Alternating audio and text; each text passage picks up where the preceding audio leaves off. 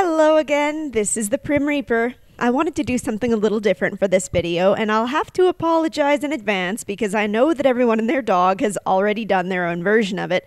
But I've wanted to respond to this video ever since it first came out, and I didn't have a YouTube channel back then, so I'm gonna do it now, damn it. However, since I know that everyone has done a response to it already, I'm going to go ahead and speed up the original clip so that I don't have to waste as much time on the same old video. So for those who are willing to indulge me, here is part 1 of 2 of my answers to reasonable questions for anti-SJWs. Are you able to understand the irony of responding to the perceived political correctness of the left with exasperated reactionary hypersensitivity of your own? When I see people respond to instances of political correctness with exasperation, they're usually doing it for one of 2 reasons. Number 1, they're doing it for comedic purposes. You know, exaggeration for the point of humor. And number 2, they're angry because the political correctness they're criticizing at the time has the potential to lead to the legitimate cooling or even destruction of rights and freedoms. For example, poorly thought out laws such as the UK's misogyny hate crime fiasco or Canada's anti-islamophobia motion with the potential to restrict free speech, or affirmative consent laws in universities reversing the burden of proof when someone is accused of sexual assault or rape. These are perfectly legitimate concerns and they ought to be challenged wherever they arise. Hypersensitivity is overreacting when a man tries to explain something to you, or attributing the air conditioning being turned up to sexism when you're wearing a flowery sundress and everyone else in the office is wearing a suit. What hypersensitivity is not is being afraid and reacting negatively to the prospect of having your rights taken away. What is it with you people in skulls? What is it with you people and the colorful hair and cat eyeglasses? I can pick out styles and avatars and generalize it to an entire group too. Look at me. This isn't a reasonable question for anti-SJWs. This is you taking a select few anti-SJWs who happen to use skulls as their avatars and generalizing it to everyone else to, I don't know, make fun of us? I don't even know what you're doing with this. Are you trying to make anti-SJWs seem edgy by virtue of their use of skulls? You're not addressing any actual points with this. Your spot, 2 spots actually, in this video spent asking this stupid question could have been given to people at least attempting to ask real questions. Good job. How do you define right-wing? Anti-SJWs often have an aversion to being labelled as right-wing, yet they regularly defend the right and bash the left. Therefore, why is being labelled right-wing a bad thing to you? And if it's because right-wing is used as a pejorative, can you not see how labelling people as SJWs or regressives is also pejorative?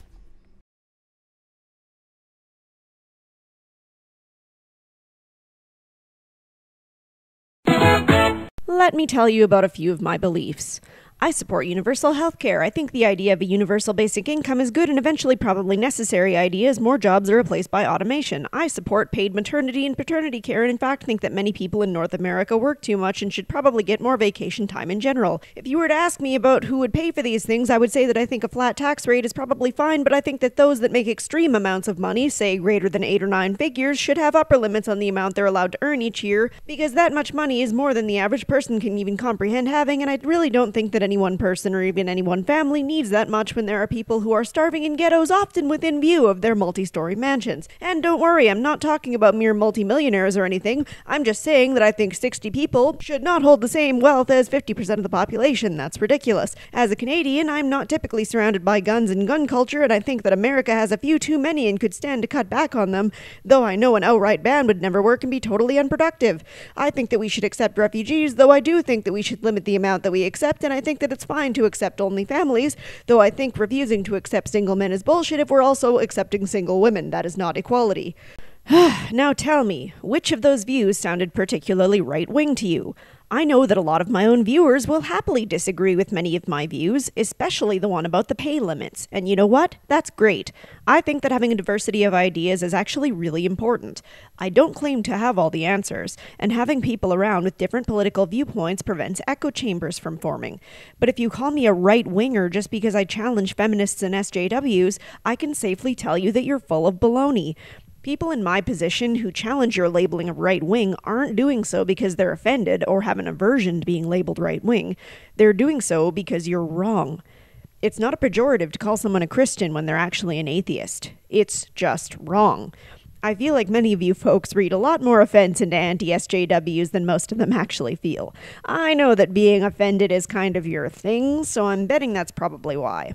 To address your second point, people labeling you as SJWs or regressives is not the same as you labeling them right-wing. If you said liberals or left-wing, you might have a point. But the terms SJWs and regressives have specific uses. They're meant to be bad, because oftentimes SJWs hold strong anti-free speech, anti-male, anti-white, infantilizing, and, well, regressive views. These words are pejoratives because they refer to bad things. Get the difference? Rather than telling people you disagree with to drink bleach, wouldn't it be more productive for you to have an actual conversation about the issues you feel matter? Or is it just easier to do the bleach thing? This might be because of the people that I subscribe to, but I've never actually heard anyone tell others to drink bleach. Far more often, I see people joking about how they would like to drink bleach, as in they would rather drink bleach and kill themselves instead of listening to what you have to say. Now, we can talk about the merits of this kind of humor if you want. I understand that some people hold different types of jokes in different regard, but that's not what this question was referring to, was it? I don't want to give you zero credit. I'm sure there are plenty of trolls in some comment sections telling people they disagree with to drink bleach and kill themselves. And as I've mentioned in previous videos, these people are trolls, and these kinds of low-effort comments aren't worth the effort to respond to. But it kind of shows your mindset here when you choose to focus on these sorts of anti-SJWs rather than those making well-researched refutes to your arguments. You claim to be proponents of rational, logical, evidence-based argumentation. That's great. That's entirely laudable. But when I look at your online activity, when I look at, I don't know, for example, your Twitter feed, that's often not what I see. How do you reconcile this claim to be evidence-based and rational and logical against stuff like, oh, I was just trolling you, oh, I was just shitposting, or TLDR? Well, I know I'm probably in the minority when I say this, but I don't have a Twitter. I've never had a Twitter. In my mind, I was like, wow, a shittier, more restrictive version of Facebook in which I have a limited number of characters to say anything? Sign me up! Or, don't. But that being said, I don't understand why you would be looking on Twitter for anything resembling a rational, logic-based discussion. There's really not a lot of room for depth in 140 characters. Not to mention, it's perfectly okay to favor logical, evidence-based discussion in general, and yet behave differently on certain platforms. Kind of like how you can behave with your close friends in ways that you might not behave with your sweet elderly grandparents. Right time, right place, and all that. Some people might just use something like Twitter or Facebook for shitposting, if that's their thing, or they may just stick to using them for socializing with friends or organizing events. Looking on Twitter for rational discussion is like looking on Neopets for dating services. The next one is just the skulls guy again. It's just a repeat of the first time he asked it, and as I said, it's a waste of a slot that could have been used to ask a real question. Next. Are you aware that the ridiculous buzzwords you helped to popularise, like SJW and cuck and regressive, have all lost whatever meaning they once had, and only serve now as catch-all insults and pejoratives to derail any meaningful conversation?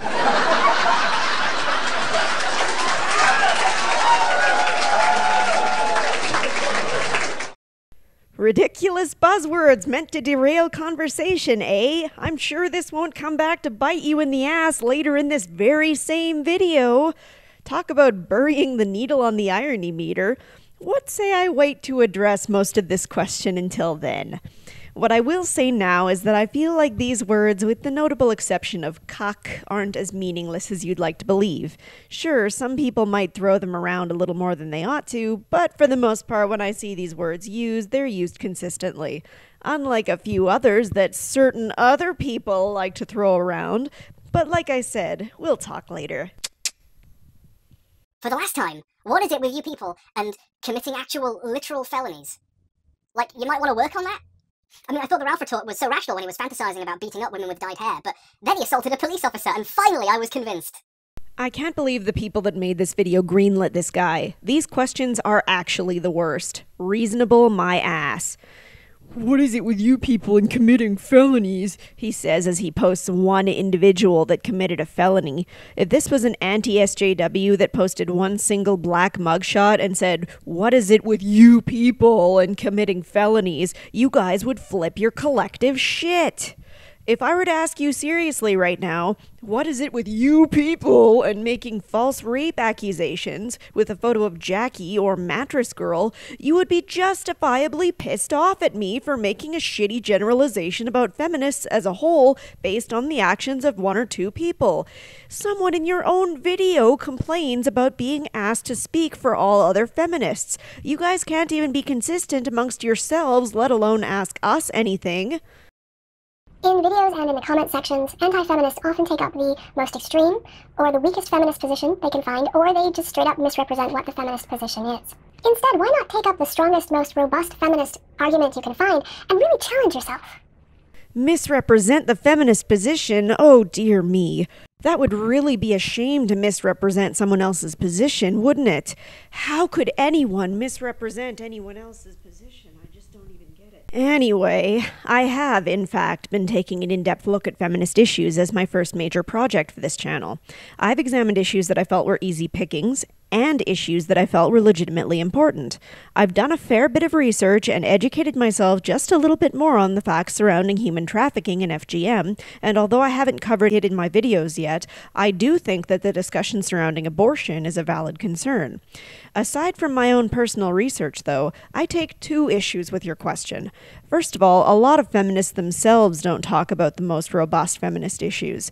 I almost never hear prominent feminists talking about things like human trafficking or FGM, at least not nearly as much as I hear them talking about frivolous or misleading crap like the wage gap or mansplaining.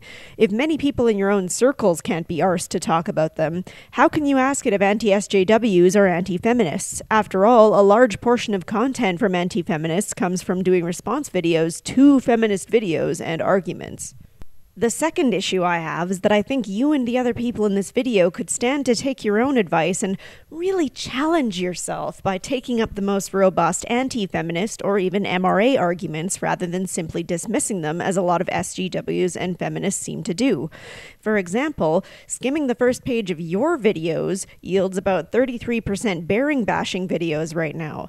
Don't get me wrong, I've got nothing against bearing, but it strikes me as odd that someone figuratively puffing out their chest and asking, why aren't you really challenging yourselves with the most robust feminist issues, is spending so much time picking on one single anti-SJW channel. Maybe this is just one of those do what I say, not what I do kind of deals. I am deeply concerned with male addiction rates, suicide rates, and abuse rates, because I have worked with these issues in the quote-unquote real world. Would you be willing as anti-feminists to put aside your differences with feminists for the greater good of addressing these issues, especially as the kind of solutions needed are not necessarily gendered? And if so, I would actually like you to let me know, because I'm not fucking around or presenting any gotchas here. I actually really think that we could get something done if we work together. So yeah. Of all the people on this video, this is the person I think asks the most reasonable and legitimate questions. I may disagree with your views on the whole, but I do think that you're being the most genuine and respectful and the least smug and condescending out of everyone here. So legitimate kudos to you for that. They should have given the annoying blonde guy spots to you instead. As to your question here, I'm glad that you acknowledge and are concerned about men's issues. I think it's great that you've worked with these issues in real life. A potential aspiration of mine is to get into counseling for men's issues. At current, I'm volunteering with a crisis hotline, and I'm greatly distressed when a man calls looking for shelter and I have none to offer him. Additionally, whenever any training related to men's issues comes up, I always leap at the chance to join in. There was recently a men's domestic violence class, and I was the only one in the course to be aware of the fact that domestic violence is approximately 50-50 between men and women. While I would have absolutely no problem setting aside my differences and working for the greater good to help men's issues, I think that you might find more of an issue asking SJWs to put aside their differences to work for the greater good to help men's issues. While equity feminists, for example, Christina Hoff Sommers, may work legitimately towards the goal of equality for the sexes, many radical feminists, which by the way is what I refer to when I use the term SJWs, will instead actively sabotage talks and events involved with men's issues, pulling the fire alarm at the University of Toronto and Ottawa, University of York cancelling an International Men's Day event after feminist protest, feminists threatening Erin Pizzey for suggesting that they should help male victims of violence as well as women. The list goes on. Now, I don't expect you to answer for these people, don't get me wrong, but I just want you to know that if anti-SJWs resist trusting feminists that say they want to help with men's issues, this is why they might be a little hesitant. and this video is a little bit old by now, so I'm not going to be sending anyone any messages, but I hope that you got a legitimate response to this back when it first came out. What is third wave feminism? Because I've often heard you folks insist that you have no objection to feminism in general. It's specifically third wave feminism that you have a quarrel with. So what is third wave feminism specifically? And what specifically about third wave feminism do you have such a problem with? I'm not even sure why Steve Shives decided to come on this show. It's not like he would actually allow anyone to respond to him anyway. But in the interest of discussion, third wave feminism can be pretty easily distilled down into the concept of intersectionality. If first wave feminism was looking for equal rights, such as the vote, without equal responsibility of the draft, of course, but that's neither here nor there. And second wave feminism was looking to increase sexual freedoms and address workplace and legal inequalities, then third wave feminism is the aftermath of all this, struggling to keep itself relevant now that equality to men, female superiority in some ways, just look at the sentencing gap for one example, has been attained. Third wave feminism is the kind of feminism that eats itself from the inside because some feminists happen to fancy themselves higher up on the victim totem pole than others. Third wave feminism acts to shut down men's issues gatherings, shouting things like, "This is what men's rights look like," or "MRA, go away," and in perhaps not quite the very next breath will screech that feminism is for men too. I wouldn't say I have no objection to feminism in general. There are many small issues I take all throughout feminism, but third wave feminism is certainly the worst of the lot. Why is it that this feminist represents all feminists, but this men's rights activist doesn't represent all men's rights activists? Whoa, wait, sexism all of a sudden? Ladies and men are different? So we're supposed to punch men and not hit ladies and open doors for men but not ladies? Look, you get out of my face, you tiny piece of shit. She doesn't. And even assuming he's an MRA rather than some salty jackass at McWendy's, he doesn't either. Generalizing an entire group based on one person is stupid. Why am I continually asked to answer for the views of feminists if I agree with feminism's overall aims, but don't agree much with those particular feminists? Does that mean that I can ask you to answer for anybody who labels themselves similarly to you, even if you don't agree much? This follows along with my answer to the last question. I personally do not ask other people to answer to the views of others. This is my problem with labels. Oftentimes, two people can identify with a certain label yet have wildly different viewpoints, or identify more strongly with different elements of that label. One example might be two people who identify as Christian, one focusing on loving thy neighbor and the other focused on hating non-believers. At most, what I would hope is that you challenge feminists behaving in a way that you don't agree with when you see it to try and help them see the right way. For example, if you disagree with feminists saying kill all men, I would hope that you would be inclined to explain why this might not be a productive thing to promote. However, I wouldn't call you a man-hater for identifying as a feminist when some feminists say kill all men, because many do not. I try wherever possible to be consistent on this point. All you can do, all I can do, all anyone can do is to try to research and challenge your beliefs to have a solid foundation for your mindset, and to try to help others do the same and correct bad strategies or misinformation when it arises. I don't answer for anyone else, and neither should you. However, one final point I would like to make here: if a lot of people in a group are behaving in a way that you don't approve of, and someone then eventually asks why you still choose to identify with that group, do consider your reasoning carefully, and don't just assume that someone is trying to tell you to answer for the entire group.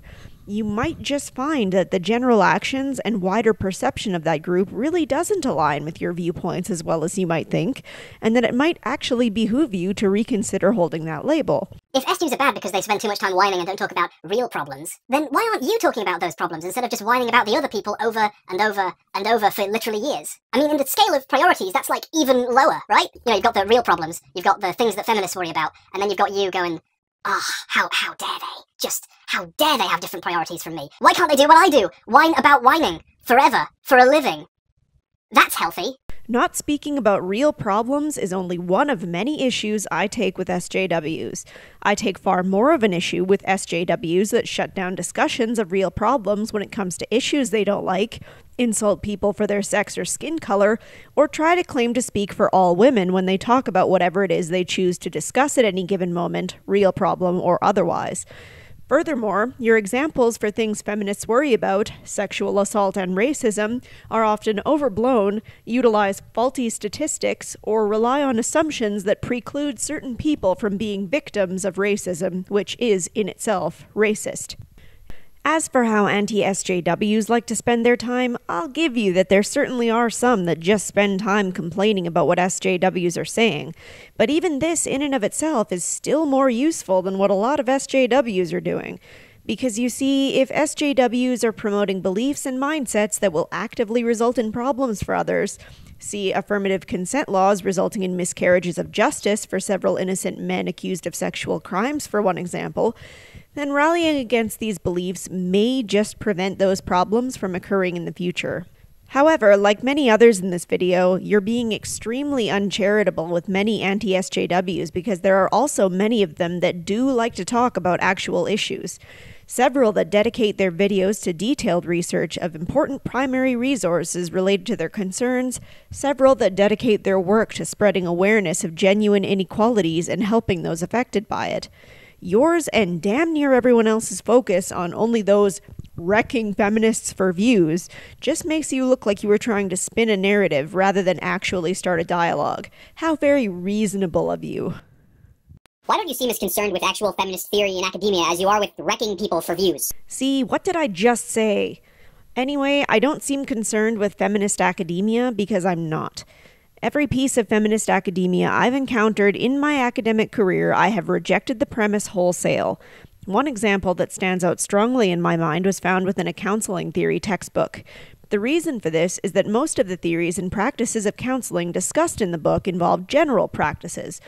However, the second I got to the feminist theory chapter, all of a sudden everything begins talking about how heterosexual white males can't properly understand anyone else and how women are oppressed.